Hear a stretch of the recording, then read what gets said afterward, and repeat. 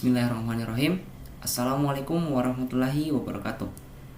Perkenalkan, nama saya Muhammad Iksan Maulana dari kelas 11 MIPA 3 SMA Negeri 5 Kota Parepare.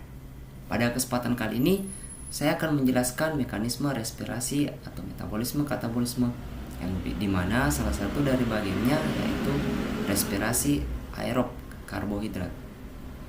Nah, sebelum itu saya ingin sedikit menjelaskan katabolisme karbohidrat merupakan proses pembongkaran karbohidrat yang dilakukan dalam 2 tahap dengan proses yang kompleks dan terperinci. Nah, pada katabolisme karbohidrat terbagi menjadi 4 tahapan utama, yaitu pertama glikolisis, yang kedua dekarboksilasi oksidatif, yang ketiga siklus Krebs, dan yang keempat transport elektron. Nah, yang pertama saja kita masuk. Yang pertama ada proses glikolisis. Nah, proses glikolisis ini akan memecah gula, yang dimana proses glikolisis ini terjadi di sitoplasma sel. Pada proses glikolisis ini terbagi 2 tahapan utama, yaitu tahapan yang memerlukan energi atau ATP dan tahapan yang menghasilkan energi atau ATP. Nah, pada tahapan yang pertama, gugus glukosa akan diubah menjadi gugus glukosa 6-fosfat, yang dimana akan terjadi fosforilasi pada gugus glukosa yang disebabkan oleh enzim heksokinase. Pada proses ini, glukosa akan diberikan 1 buah fosfat atau terjadi fosforilase sehingga menjadi 6-fosfat. Tahapan yang kedua yaitu gugus glukosa 6-fosfat akan berubah menjadi isomernya, yang dimana akan berubah menjadi fruktosa 6-fosfat. Enzim yang berfungsi atau terlibat yaitu fosfoglukoisomerase yang akan mengubah glukosa 6-fosfat menjadi fruktosa 6-fosfat. Pada proses tahapan ketiga kali ini, fruktosa tadi akan diubah menjadi fruktosa 1,6-bifosfat, yang dimana pada proses ini enzim yang terlibat yaitu enzim fosfofruktokinase, di mana enzim ini berfungsi untuk menambah 1 lagi buah fosfat ke dalam fruktosa atau glukosa yang tadi.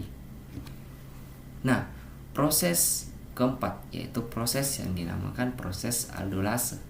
Nah, proses aldolase ini adalah proses yang dimana ketika 1 gugus glukosa tadi memiliki 2 gugus fosfat, dan akhirnya gugus glukosa ini terpecah menjadi 2 gugus gula yang masing-masing memiliki 3 karbon di dalamnya. Nah, gugus gula yang pertama bernama glyceradehilda trifosfat dan dihidroksiaceton fosfat. Nah, pada proses kali ini terjadi yang namanya isomerase. Nah, isomerase ini tidak pernah mencapai kesetimbangannya, sehingga kedua gugus gula ini terjadi proses katalisasi yang menyebabkan efek bolak-balik terhadap kedua gula berkarbon 3 ini. Nah, proses selanjutnya, gugus gula yang sebelumnya akan diubah menjadi 1,3 bifosfat gliserat, di mana enzim yang berfungsi atau terlibat pada proses kali ini yaitu enzim yang bernama triosa fosfat, di mana enzim ini akan berfungsi menjadi sebuah katalis sehingga terjadi oksidasi, yang dimana oksidasi ini terjadi pada gugus gula yang sebelumnya sehingga NAD+ akan mengikat H+ yang dikeluarkan oleh gugus gula sehingga membentuk NADH. Pada tahap ke-7 kali ini akan terbentuk 2 ATP. Pada proses glikolisis yang satu ini terjadi fosforilasi pada gugus selanjutnya yaitu 3 fosfogliserat, di mana pada proses ini terlibat enzim fosfogliserakinase. Dan untuk tahap selanjutnya, enzim fosfogliseromutase akan berfungsi untuk merelokasi gugus fosfat yang ada di gula sehingga membentuk 2 fosfogliserat, yang dimana 2 fosfogliserat ini digunakan untuk persiapan menjadi substrat selanjutnya pada proses pemecahan berikutnya. Tahap selanjutnya akan terjadi ekstraksi H2O yang dibantu oleh enzim enolase, yang dimana pada tahap kali ini akan terbentuk gugus berikutnya yaitu fosoenol pirufat.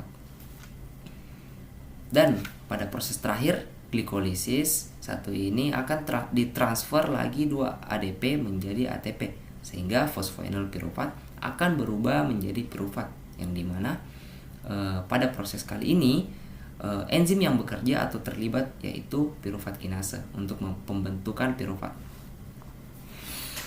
Dari semua tahapan tadi pada proses glikolisis terbentuk 4 hasil ATP. Namun karena pada proses awalnya digunakan 2 ATP, maka 2 ATP tersebut harus dibayar, sehingga hasil ATP yang tersisa 2 ATP kemudian juga dihasilkan juga ada 2 NADH, 2 asam piruvat, dan 2 H2O.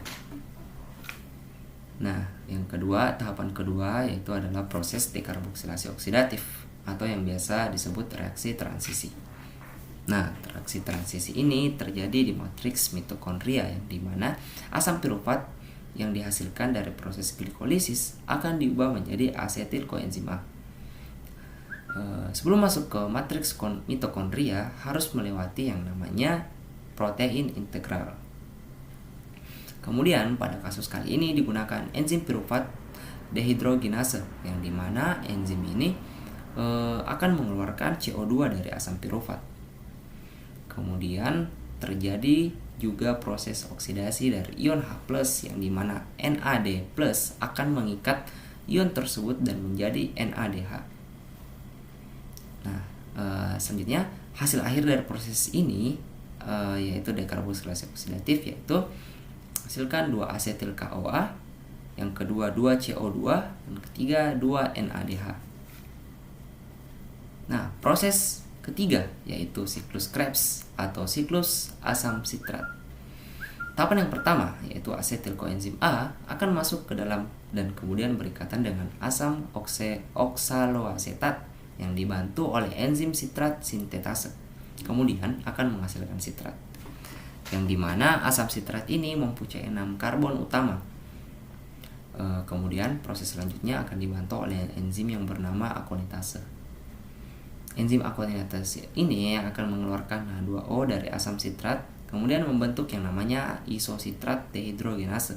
Pada proses selanjutnya, enzim isositrat dehidrogenase akan melakukan oksidasi ion H+, kemudian NADH akan mengikat ion H tersebut dan membentuk NADH, serta akan terjadi ekskresi CO2 yang akan menghasilkan alpha ketoglutarat.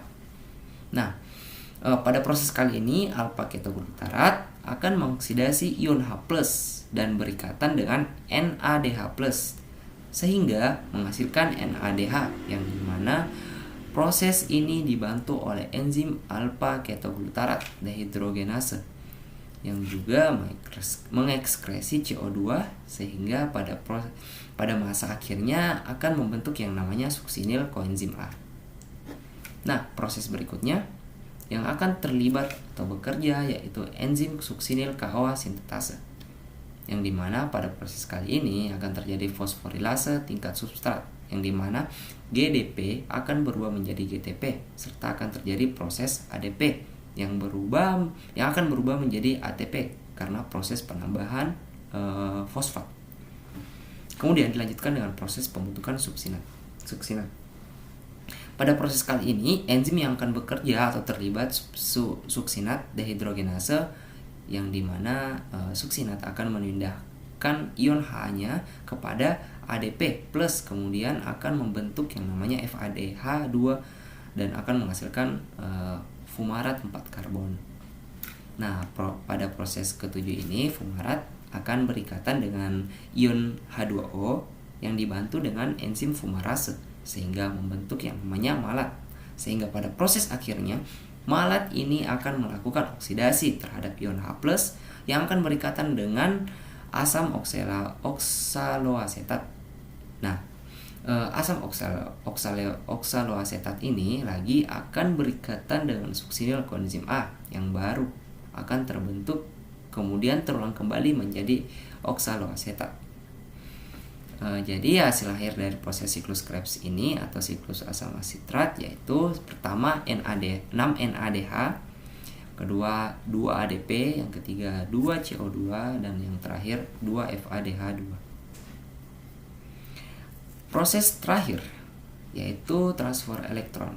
Nah, proses ini terjadi di krista atau membran mitokondria, yang dimana disinilah tempat terjadinya proses hasil dari molekul H+ akan dibebaskan kemudian menghasilkan ATP.